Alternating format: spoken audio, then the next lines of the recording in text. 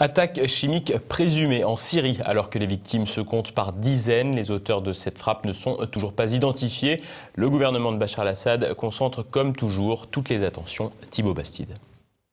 La Syrie, cible d'une attaque dite chimique. Une frappe aérienne en serait en réalité à l'origine, faisant plus de 70 morts, dont une vingtaine d'enfants. Cette attaque chimique présumée a touché la ville de Khan Sheikhoun, tenue par les terroristes. L'hypothèse d'une frappe chimique est avancée par les médecins sur place. Pour eux, les symptômes relevés sur les victimes sont similaires à ceux constatés lors d'une telle attaque. Pupilles dilatées, convulsions et mousse sortant de la bouche. Des conclusions faites par des représentants des casques blancs, organisation proche des groupes terroristes et hostile au gouvernement de Bachar el-Assad. Et pourtant, les casques blancs sont présentés notamment par les États-Unis comme étant des héros. Ainsi, Washington évoque l'utilisation du gaz sarin, déjà utilisé en 2013 dans la région de la Ghouta.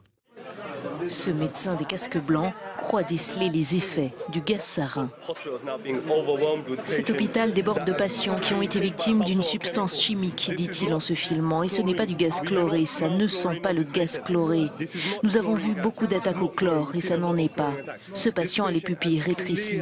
Le constat étant fait, la réelle interrogation se porte désormais sur l'origine de cette attaque. En effet, les accusations sont nombreuses, mais sans certitude. Alors que l'opposition syrienne, composée notamment d'organisations terroristes, accuse Bachar el-Assad, l'armée dément formellement avoir utilisé une arme toxique. La Russie, également impliquée dans le conflit, a affirmé que l'aviation syrienne était à l'origine de ce raid. Cependant, la frappe aurait visé un entrepôt terroriste où étaient stockés des produits chimiques, ce qui prouverait bien que ceux qui se font appeler rebelles détiennent de telles armes. Le ministère russe de la Défense a révélé qu'un arsenal d'armes chimiques a été livré par des combattants venus d'Irak. Toujours prompt à réagir sans agir, le Conseil de sécurité des Nations Unies pourrait proposer une résolution condamnant l'attaque présumée chimique. Le texte pourrait également demander à la Syrie de fournir les plans de vol et toute information sur des opérations militaires et menacer de sanctions. Une pression exercée sur le gouvernement de Bachar el-Assad, cible plus facile à atteindre que les organisations terroristes islamistes.